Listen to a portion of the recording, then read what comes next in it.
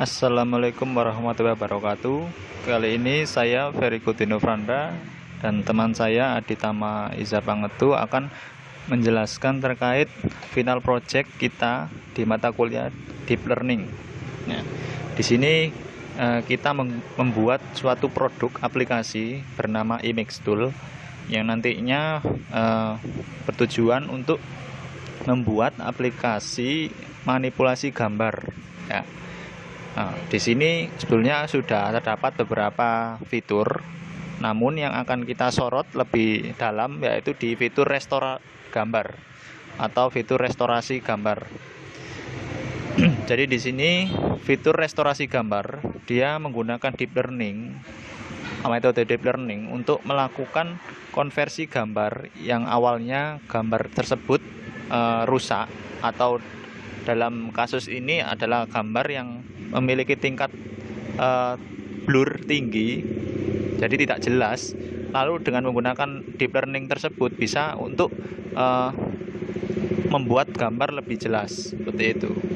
Nah, lalu di sini saya menggunakan metode pick to pick dengan model UNet ya. Jadi pick to pick itu sendiri adalah salah satu model yang menggunakan autoencoder ya, autoencoder GAN.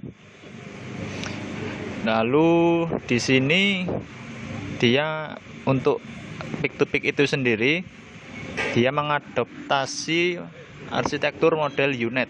Ya, apa itu arsitektur model UNet? Jadi arsitektur model UNet ini adalah autoencoder yang memiliki struktur yang sudah baku untuk decoder dan encodernya. Jadi seperti jumlah layernya dan output input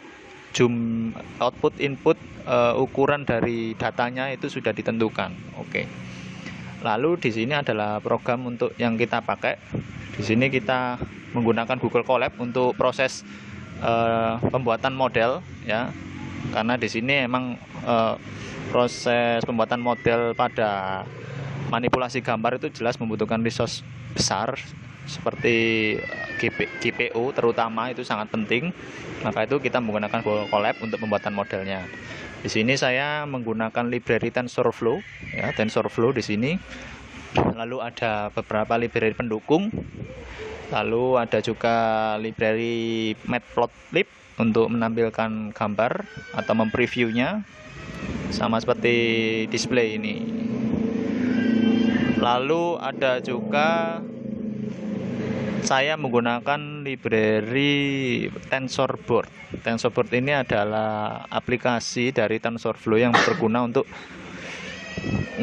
mempreview progres dari proses training data. Oke, selanjutnya di sini ada ini proses untuk mounting data di Google Drive ke Google Colab. Jadi nanti karena di proses ini trainingnya membutuhkan waktu yang cukup lama, jadi untuk mengantisipasi terjadinya kegagalan dalam proses training, di sini saya menyimpan progres dari proses training itu di Google Drive. Jadi ketika terjadi kegagalan nanti bisa di-resume lagi seperti itu. Lalu di sini ada proses tahap dataset, load dataset. Dataset yang kita gunakan di sini berasal dari ini, GitHub dari Peter Bijel di repo group 28. Ya, ini reponya. Di sini datasetnya berada di variational data. Di sini berjumlah sekitar 6.000 gambar ya. Ini untuk trainnya. Lalu untuk yang 1.000 lagi ada di tesnya. Nah, seperti apa bentuk gambarnya? Bentuk gambarnya seperti ini. Jadi di sini gambar dengan ukuran 512 kali 256 ya. Jadi untuk tiap setengahnya itu yang kiri ini adalah gambar sebagai input gambar, yaitu gambar yang memiliki noise atau ngeblur ya. Lalu yang kanan ini adalah ground truth image-nya atau gambar realnya ketika dia tidak memiliki blur atau jelas ya. Jadi untuk datanya nanti seperti ini bentuknya. Nah, ini. Di sini gambarnya semuanya berupa gambar berwarna RGB dan tidak terspesifikasi di suatu objek tertentu. Jadi ada objek manusia, hewan, dan keadaan alam dan bangunan juga masuk di dataset ini. Seperti itu. Oke, jadi ini proses untuk load repositorinya. Lalu di sini ada beberapa konfigurasi di variabel ini. Ini fungsi untuk load gambar ya. Di sini menggunakan tensorflow.io.real file. Lalu ada untuk proses mendekode-nya sebagai file PNG. Lalu ini adalah tahap yang penting ya, untuk memisahkan antara tadi input image dan real image. Jadi yang awalnya tadi kan dia gabung ya, jadi satu kesatuan gambar ya. Di sini dipecah menjadi dua ya, menggunakan ini image. Lalu di sini ada pengambilan indeks sesuai setengah dari width-nya. Seperti itu. Nah, setelah itu di tiap input dan real image dia diubah menjadi float datanya. Jadi misal dia kan menggunakan RGB ya. Jadi kita tahu RGB itu memiliki nilai rentang 0 sampai 255. Dan ini nanti diubah menjadi nilai floating. Jadi misal 255 menjadi 255.0 seperti itu. Lalu di sini proses previewnya. Nah, ini salah satu datanya yang sudah dipecah. Jadi ada input image dan result image atau real image-nya ya. Lalu di sini ada juga fungsi untuk resize. Nah, di sini resize itu sendiri memastikan ukuran gambar sesuai dengan yang kita inginkan. Untuk kasus di sini menggunakan ukuran gambar yang cukup bervariasi. Karena apa? Karena nanti untuk proses deep learning ini sendiri pasti akan ada beberapa layar-layar yang memiliki input gambar yang berbeda-beda ukurannya. Nah, nanti fungsi resize ini yang bertujuan untuk meresize ukuran gambar tersebut. Oke.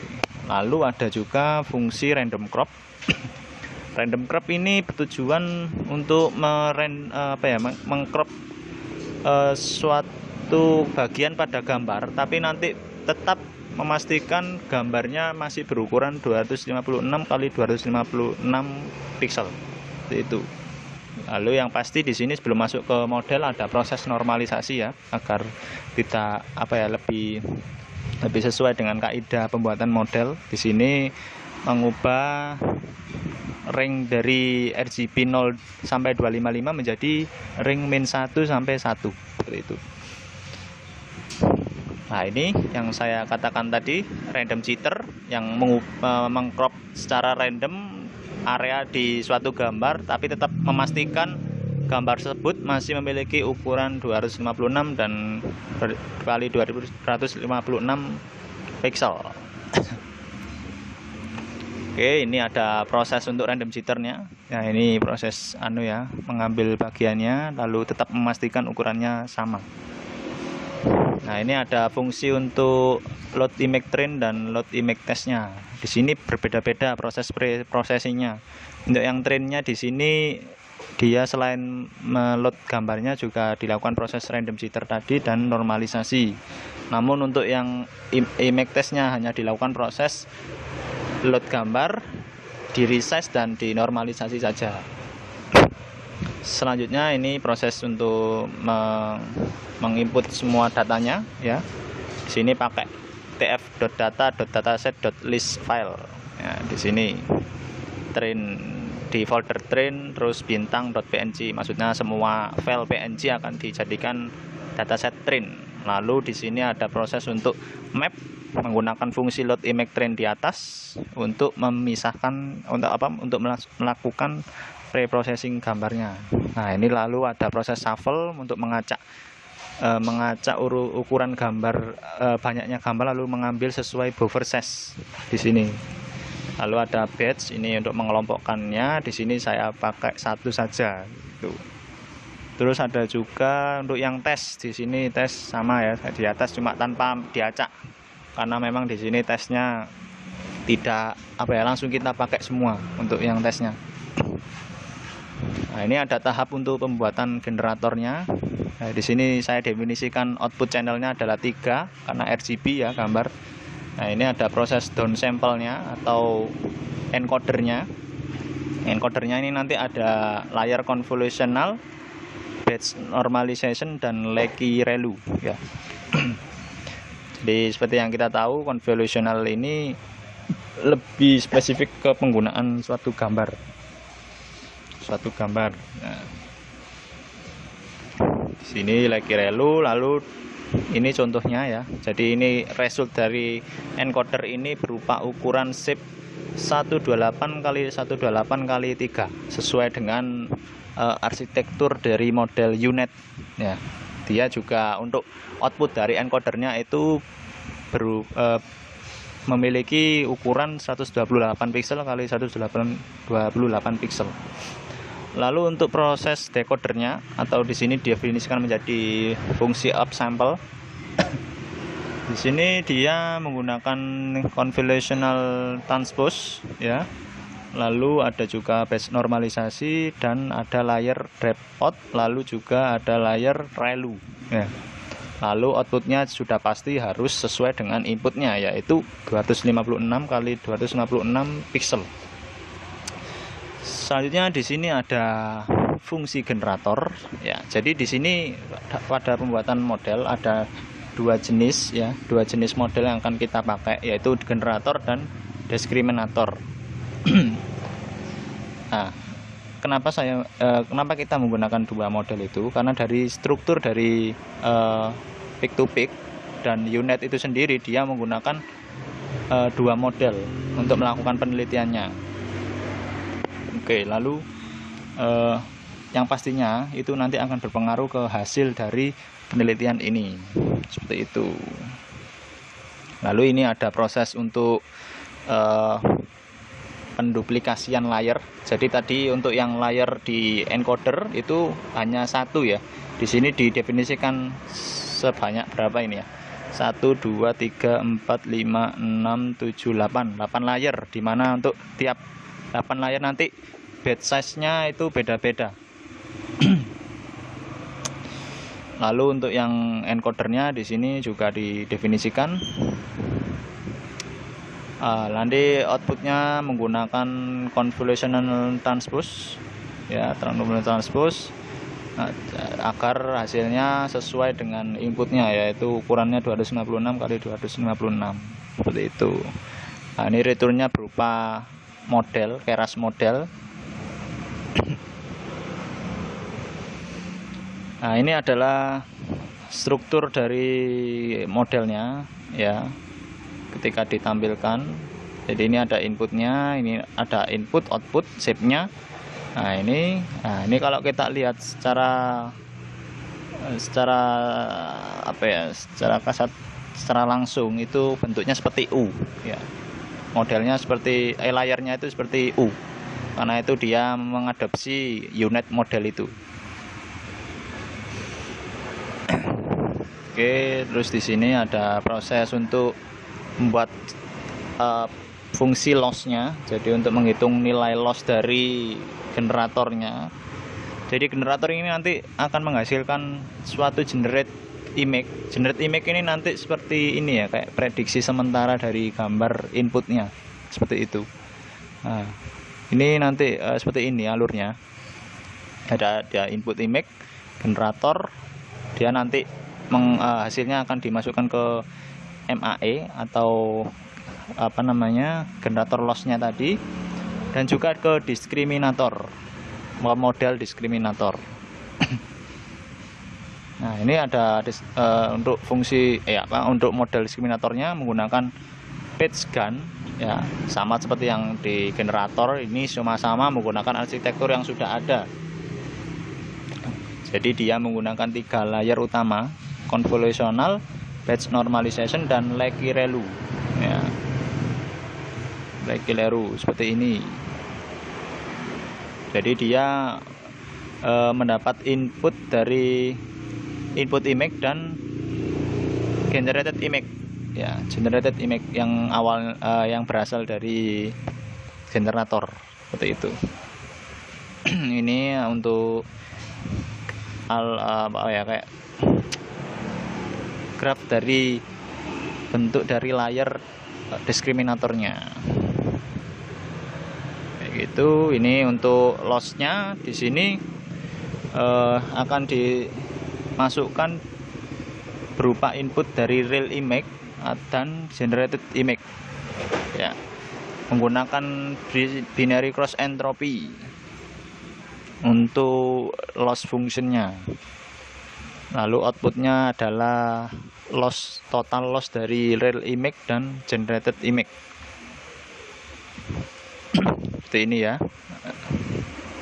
Jadi nanti input image masuk ke dua diskriminator, satu diskriminator menghitung dari generated image dan satu generator lagi menghitung dari target image seperti itu. Lalu dilakukan proses untuk menghitung nilai lossnya.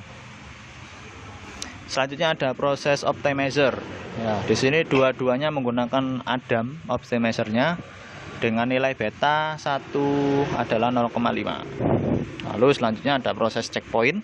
Jadi karena tadi di sini prosesnya lama, jadi dibutuhkan checkpoint untuk menyimpan progres dari trainingnya, dan ini bisa di custom setiap berapa epoch akan menyimpan progres dari trainingnya. Ini bertujuan ketika terjadi kegagalan nanti bisa dilanjutkan lagi seperti itu. Lalu ini tadi ya, generated image menggunakan generatornya tadi, tapi ini hanya prediksi sementara menggunakan apa ya, kayak pengetahuan sementara yang dimiliki dari model tersebut. Nah, ini contohnya kayak gini nanti hasilnya. Nah, ini kenapa kok predictednya masih ngeblur seperti ini? Ini karena memang masih belum dilakukan proses training, jadi modelnya masih belum tahu apa-apa terkait pola-pola struktur datanya nanti. Lalu ini langsung masuk ke tahap proses training. Di sini epoch sejumlah 25. Ya, kenapa kok cuma 25? Karena proses ini dilakukan pada gambar yang cukup banyak ya. Tadi datasnya ada sekitar 6.000. Jadi untuk satu epoch itu untuk 25 epoch ini saja hampir 2 jam lebih. Ya. Lalu ini ada proses untuk menyimpan log prosesnya ya di folder log. Ini ada proses train stepnya. Jadi nanti di sini ada proses untuk generator menghasilkan generated image. Lalu diskriminator menerima input image dan target image. Lalu ada juga diskriminator untuk menerima input image dan generated image ya. Lalu dihitung loss dari generatornya dan dihitung loss dari diskriminatornya. Lalu di sini dilakukan penghitungan gradien. Nah, gradien nanti bertujuan untuk melakukan optimalisasi pada epoch selanjutnya. Itu. Lalu di sini ada proses untuk menyimpan di lognya menggunakan TF summary.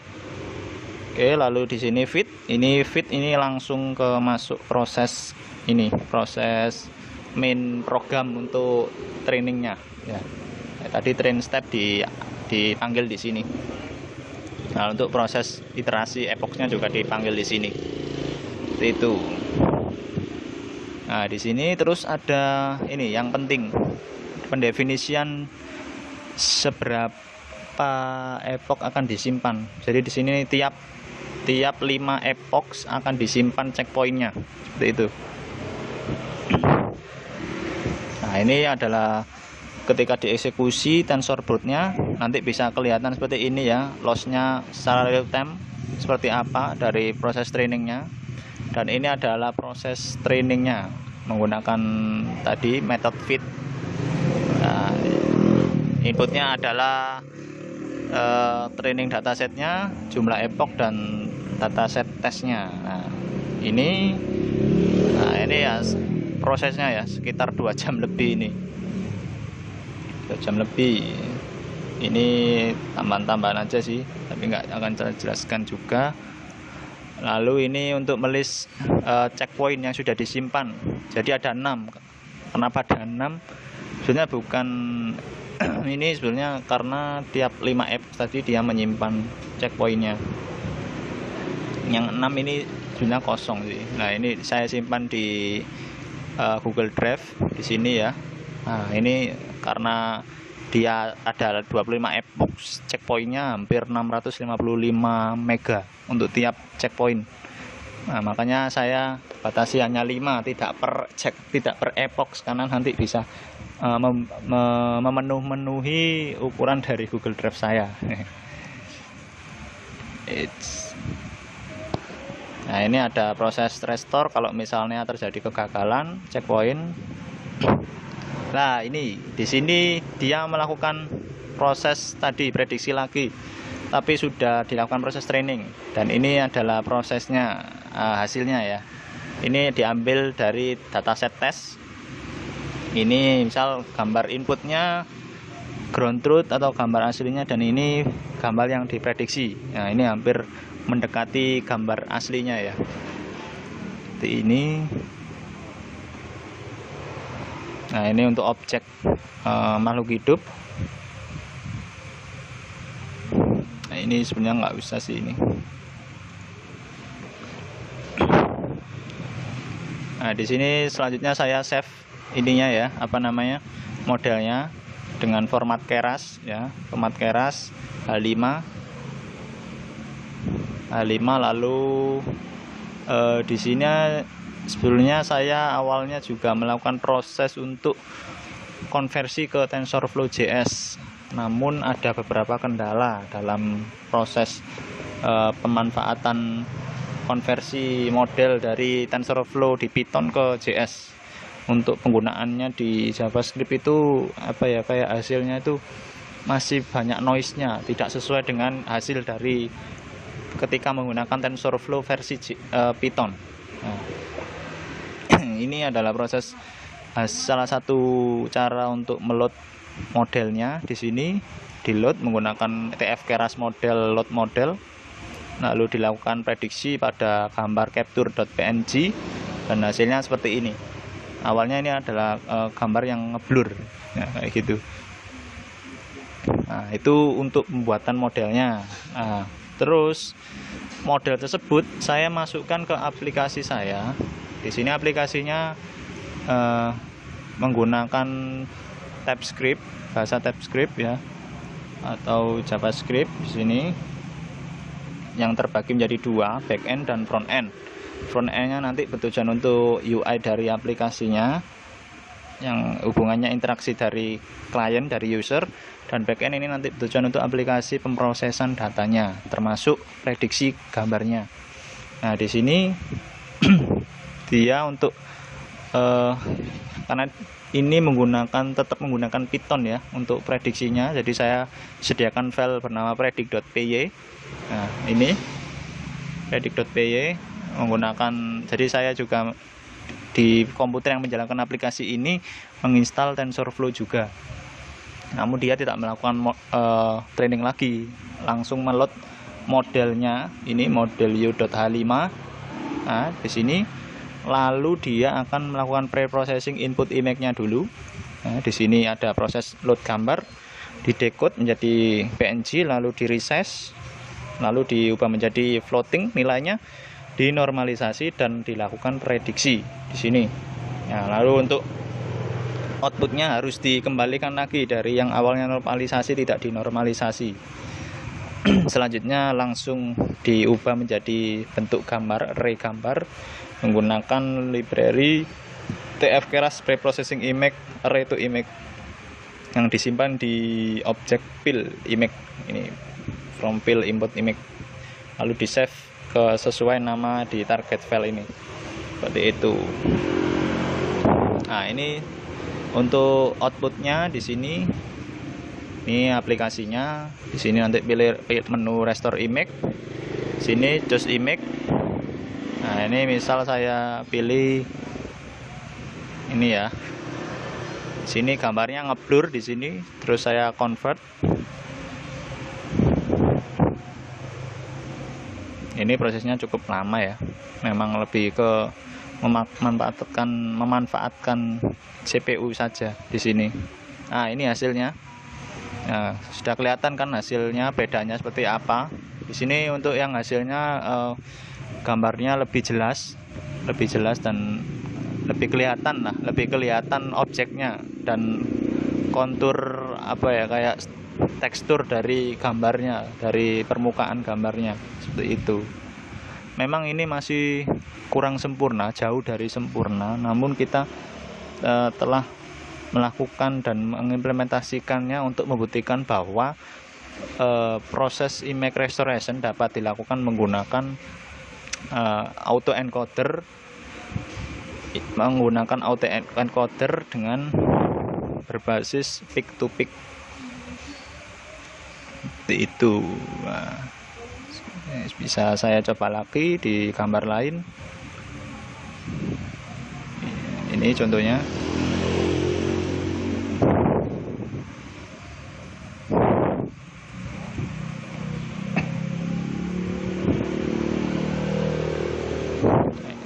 Nah, ini ya. Ini sebenarnya sangat ngeblur sekali ya, tapi waktu di convert ya agak lumayan lah kelihatan ininya, apa objek-objeknya, warnanya diperjelas gitu ya. Mungkin cukup itu saja penjelasan dari saya terkait aplikasi ini.